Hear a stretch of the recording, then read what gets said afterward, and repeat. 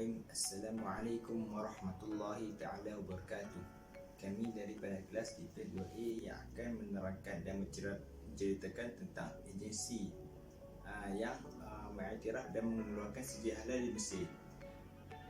Assalamualaikum warahmatullahi wabarakatuh. Nama saya Abdul Basir bin Abdul Fattah dari kelas DP2A. Saya akan membentangkan skim yang menguruskan negara Mesir. Bismillahirrahmanirrahim. Assalamualaikum warahmatullahi wabarakatuh. Saya Muhammad Ali Fikri bin Parmen daripada kelas DPIH 2A. Hari ini saya akan menerangkan tentang prosedur untuk memohon halal di negara Mesir. Assalamualaikum. Hai, saya Muhammad Azizai daripada kelas DP2A. Dalam video saya kali ini ingin menerangkan tentang isu dan cabaran penggunaan Bitcoin di negara. Bismillahirrahmanirrahim. Assalamualaikum warahmatullahi wabarakatuh. Nama saya Muhammad Ifat bin Abdul Rahim dari kelas DP2A. Saya akan menerangkan tentang penyelesaian isu-isu masa kini.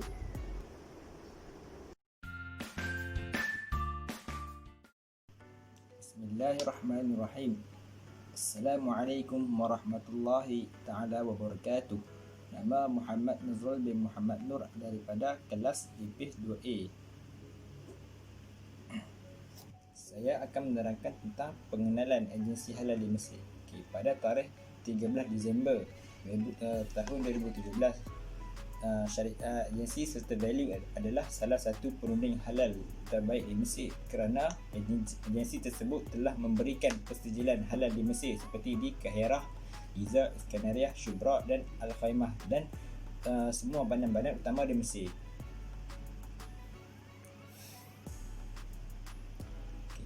Jika anda ingin mengeksport atau mengimport produk anda atau produk anda mahu diperakui di bawah halal atau adakah anda ingin mendapat sijil halal, maka agensi serta value dapat membantu anda dalam menyelesaikan masalah itu. Selain itu juga, agensi serta value adalah salah satu agensi yang mematuhi standard sijil halal kerana agensi serta value adalah salah satu agensi yang mematuhi standard SOP halal seperti mengenai penyembelihan haiwan yang akan digunakan untuk industri makanan atau sektor kosmetik.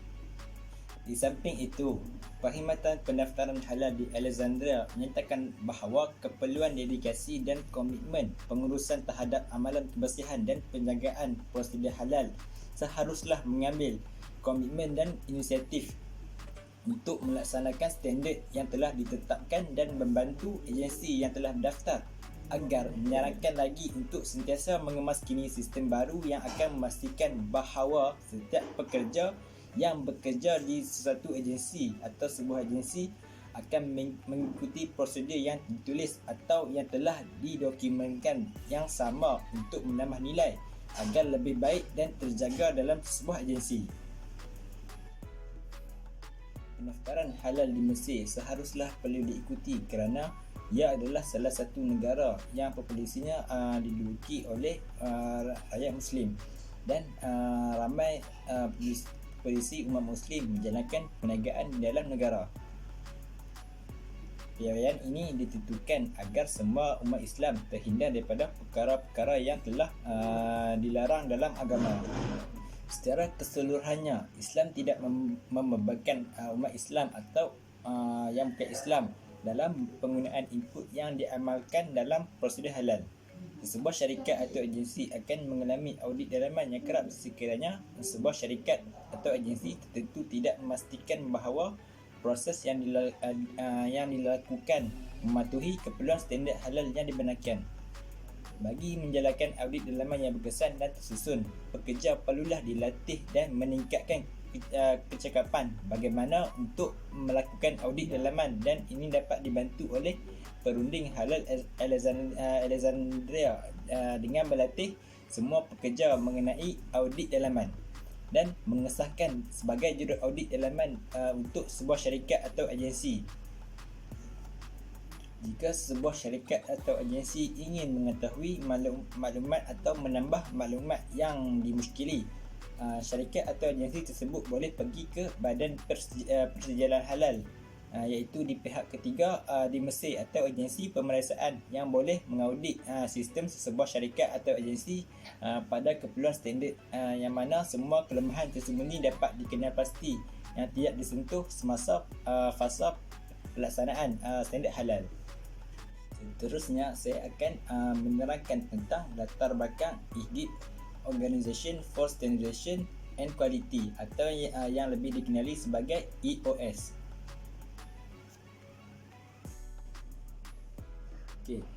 Tugas dan aktiviti EOS.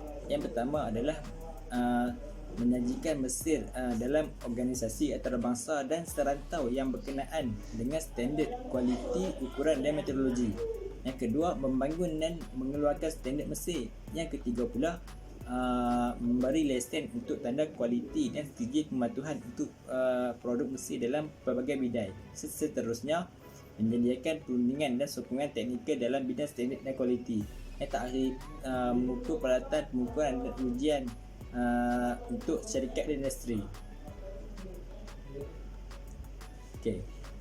Itu saja daripada saya. Sekian. Wabillahi taufiq wa hidayah. Assalamualaikum warahmatullahi taala wabarakatuh. Assalamualaikum warahmatullahi wabarakatuh. Nama saya Abdul Basir bin Abdul Fattah dari kelas DIPEH 2A. Saya akan membentangkan skim yang menguruskan negara Mesir.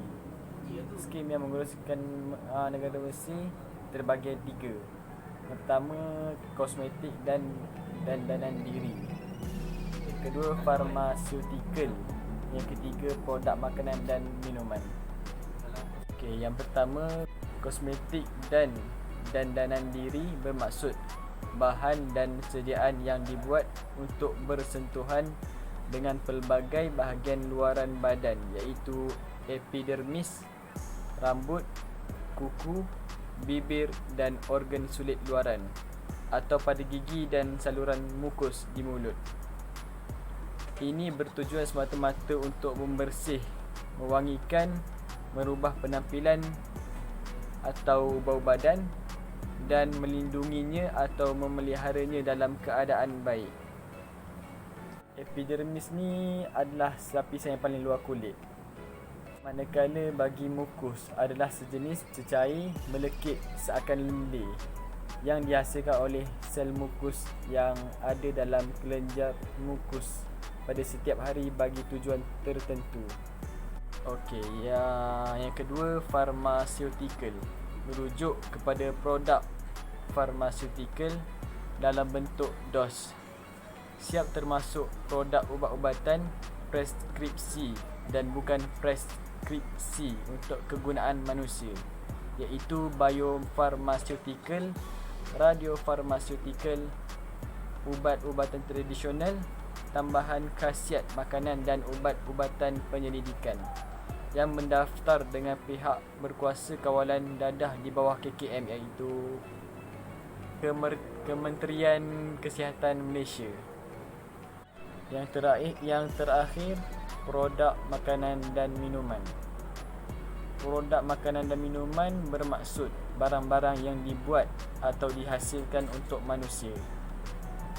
Sekian daripada saya. Terima kasih.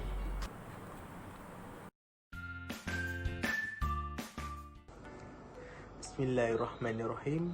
Assalamualaikum warahmatullahi wabarakatuh. Saya Muhammad Ali Fikri bin Parmen daripada kelas DPIH 2A. Hari ini saya akan menerangkan tentang prosedur untuk memohon halal di negara Mesir. Prosedur untuk memohon halal di negara Mesir terbahagi kepada 6 langkah sahaja.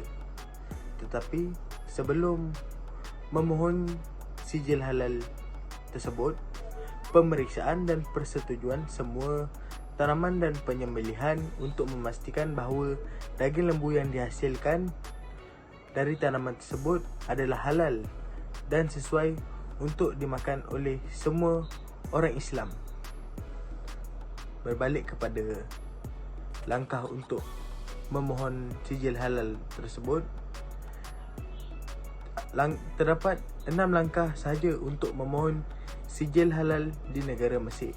Langkah pertama ialah pemeriksaan kilang, di mana organisasi Mesir untuk penyeragaman dan kualiti harus diberitahu secara bertulis mengenai mana-mana kilang yang telah ditubuhkan sebelum memulakan ekspor daging lembu atau produk makanan untuk penggunaan tempatan atau untuk diekspor. Sijil halal yang dikeluarkan oleh syarikat asing mesti menyertai pengiriman makanan halal yang dihantar ke Mesir. Pengilang yang berhasrat untuk menghasilkan produk halal dan tidak halal atau produk yang berkaitan di Mesir harus terlebih dahulu meminta kilang diperiksa oleh Direktorat Pemeriksaan Penubuhan EOS dan diberi sijil pengiktirafan sebagai pengeluar sebelum permohonan untuk mendaftar atau memproses produk boleh dibuat. Pemohon juga mesti membuat fail sijil pengesahan halal untuk menyimpan semua dokumen yang berkaitan supaya boleh dirujuk semasa pemeriksaan premis. Seterusnya ialah langkah kedua, di mana iaitu borang permohonan, di mana setelah pemeriksaan di kilang telah diluluskan, pemohon kini boleh membeli dan mengisi borang permohonan yang telah ditetapkan. Jika terdapat barisan produk yang berbeza, maka borang permohonan yang terpisah hendaklah dihantar untuk setiap produk makanan yang akan dihasilkan oleh setiap kilang tersebut. Seterusnya ialah langkah ketiga. Langkah ketiga ialah permohonan bertulis untuk pendaftaran produk makanan halal harus dibuat kepada organisasi pengarah Mesir untuk standardisasi dan kualiti yang menyatakan nama pengilang, nama generik produk dan nama jenama produk tersebut. Seterusnya ialah langkah keempat, iaitu menyediakan dokumentasi, di mana organisasi di Mesir meminta untuk menunjukkan dokumen yang diperlukan dan ditentukan oleh EOS untuk mendaftarkan setiap produk tersebut. Dokumen-dokumen ini juga berbeza dalam beberapa aspek bergantung kepada produk tersebut yang hendak didaftarkan. Beberapa dokumen termasuklah borang pemeriksaan dan kelulusan untuk semua tanaman penyembelihan untuk memastikan bahawa daging lembu yang dihasilkan dari mereka atau tanaman itu halal dan sesuai untuk dimakan oleh semua orang Islam. Antara dokumen tersebut ialah dokumen untuk membuktikan bahawa penyembelih Muslim atau pekerja yang telah dilatih dengan betul untuk melakukan penyembelihan halal sesuai dengan cara penyembelihan Islam. Seterusnya ialah sijil pemeriksaan dan pengawasan keseluruhan penyembelihan halal di abattoirs yang dikeluarkan oleh EOS. Itu lesen pembuatan dan sijil penjualan percuma. Seterusnya, pendaftaran tanda dagangan, sijil penubuhan, nama perniagaan dan banyak lagi. Bukti kelulusan cap dagang untuk nama jenama dari Kementerian Perdagangan Persekutuan. Selain itu, sijil pemerbadanan syarikat yang dikeluarkan oleh pendaftar komersial syarikat. Dan yang terakhir ialah sijil komprehensif analisis kumpulan produk yang dihantar untuk pendaftaran dari pengeluar yang menyatakan nama dan tanda tangan penganalisis. Seterusnya ialah langkah kelima, iaitu kiriman sampel makanan ataupun sampel produk. Pada peringkat ini, sampel produk ataupun sampel makanan yang disajikan seterusnya ialah langkah kelima, iaitu kiriman sampel makanan ataupun sampel produk.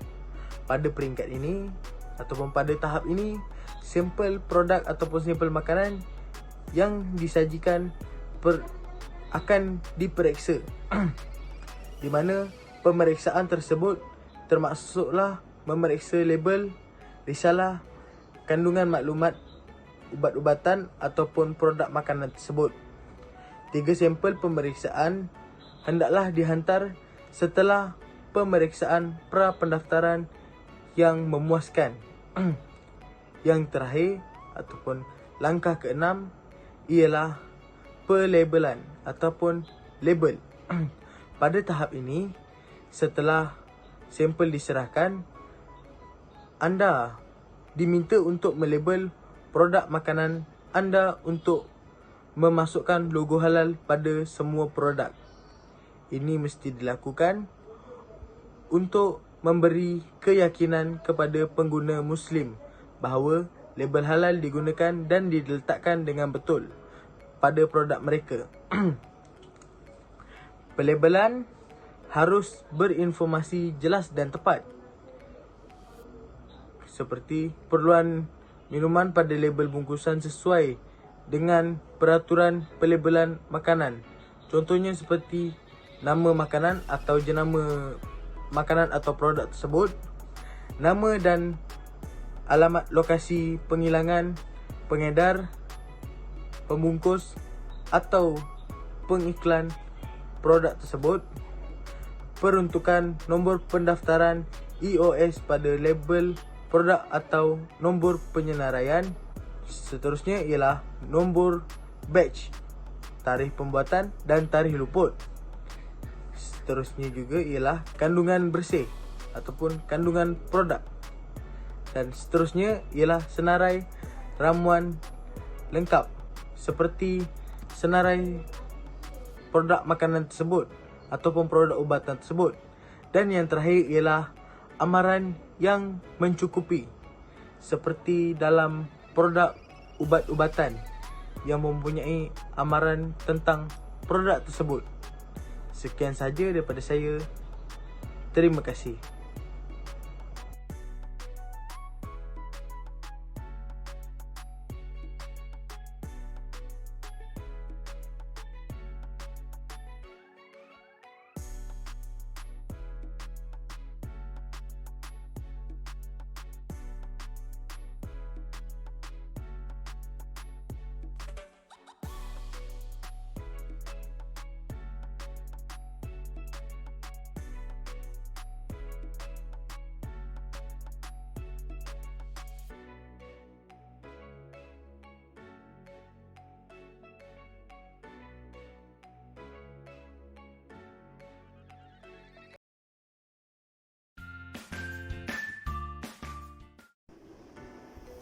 Bismillahirrahmanirrahim. Assalamualaikum warahmatullahi wabarakatuh. Nama saya Muhammad Ifat bin Abdul Rahim dari kelas DPH 2A. Saya akan menerangkan tentang penyelesaian isu-isu masa kini.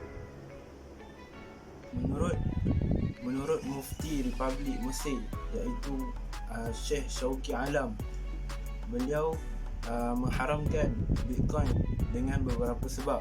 Yang pertama, Bitcoin tidak mendapati syarak untuk diiktiraf sebagai mata wang. Yang kedua, ia mempunyai unsur jahalah, gharar dan manipulasi yang amat sukar dikawal. Yang ketiga, ia tidak mempunyai nilai senaran dan tidak ada kawal setia mana-mana pihak.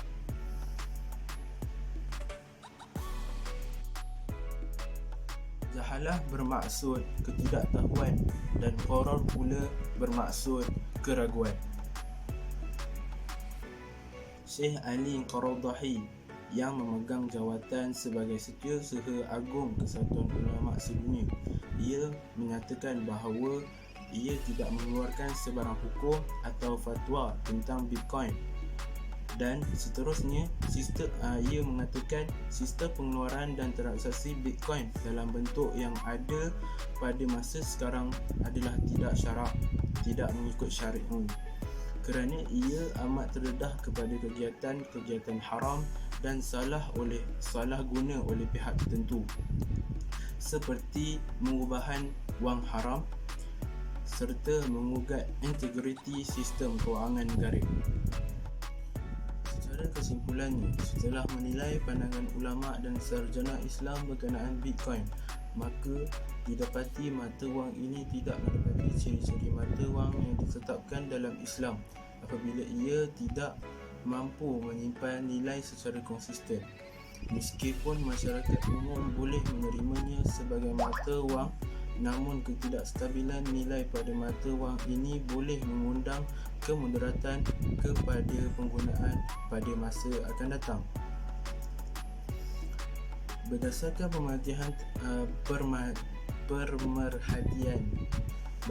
pemerhatian terhadap amalan semasa, Bitcoin lebih dilihat sebagai satu aset pelaburan dan ia tidak menepati tujuan asal penciptaan Bitcoin itu sendiri, iaitu sebagai mata wang alternatif kepada sistem mata wang fiat yang sedia ada.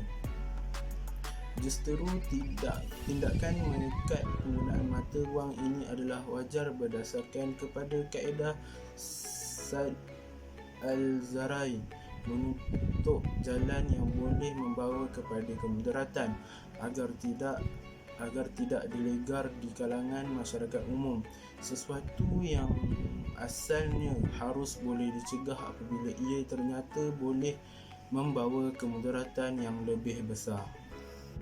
Akhir sekali, Mesyuarat Perundingan Hukum Syarak Wilayah Persekutuan telah memutuskan bahawa Bitcoin yang terdapat pada masa sekarang tidak menepati ciri-ciri mata wang yang telah ditetapkan oleh Islam. Diputuskan bahawa Bitcoin mampu mengundang pelbagai kemudaratan terhadap sistem kewangan sesebuah negara. Oleh kerana itu, penggunaan Bitcoin yang ada pada masa kini sebagai satu mata wang adalah dilarang bagi memelihara kemaslahan umum. Itu sahaja daripada saya. Sekian, wabillahi taufiq wal hidayah. Wassalamualaikum warahmatullahi wabarakatuh.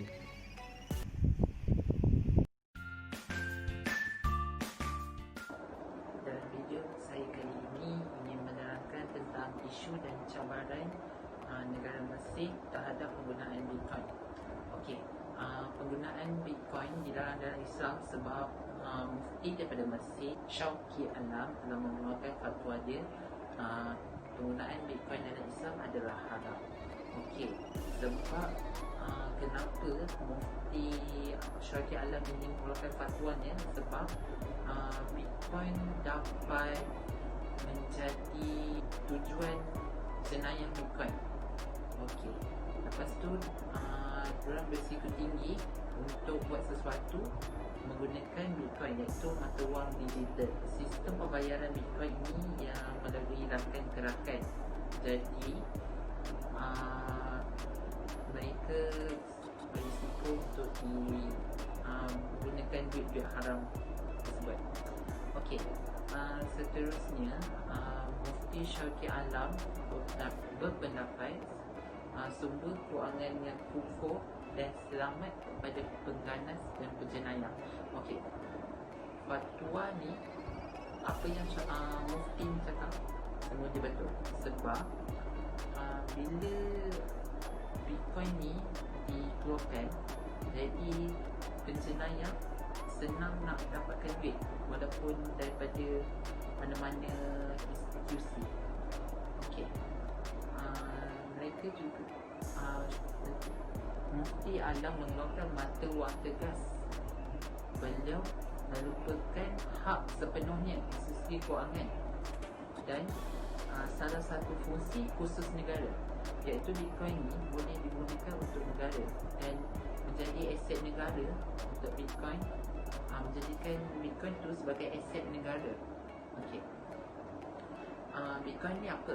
Okey, Bitcoin adalah wang maya yang dicetak secara digital daripada kod komputer. Wang maya lain menggunakan sistem blok rantaian, iaitu merekod transaksi yang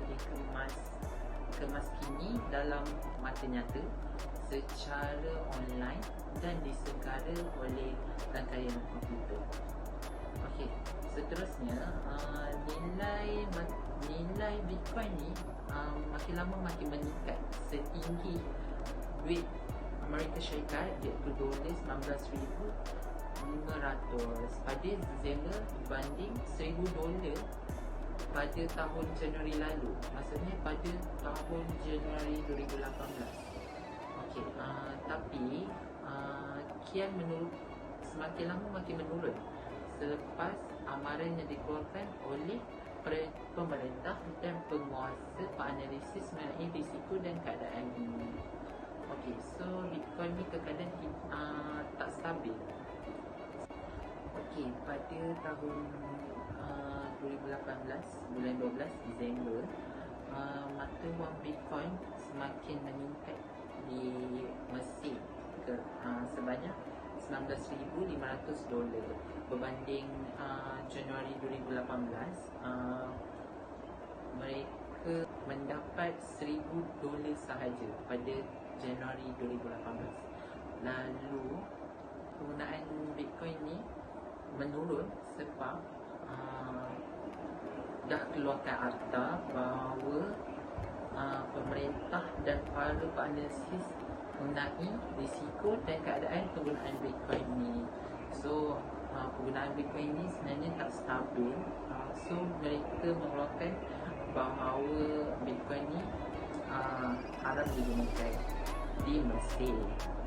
Okey, urus niaga di alam maya pula cuba memperluaskan dan menggunakan Bitcoin sebagai alat pertukaran, iaitu medium of exchange keuangan, dan mewujudkan setengah premis yang kini menggunakan Bitcoin membuatkan ramai pihak yang guna untuk cuba mendapatkan mata wang Bitcoin ni.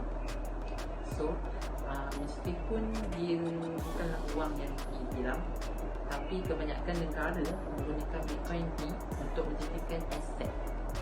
Okey, tapi kebanyakan negara menggunakan Bitcoin ni untuk menjadikan aset. Sekian daripada saya dalam video ini. Terima kasih.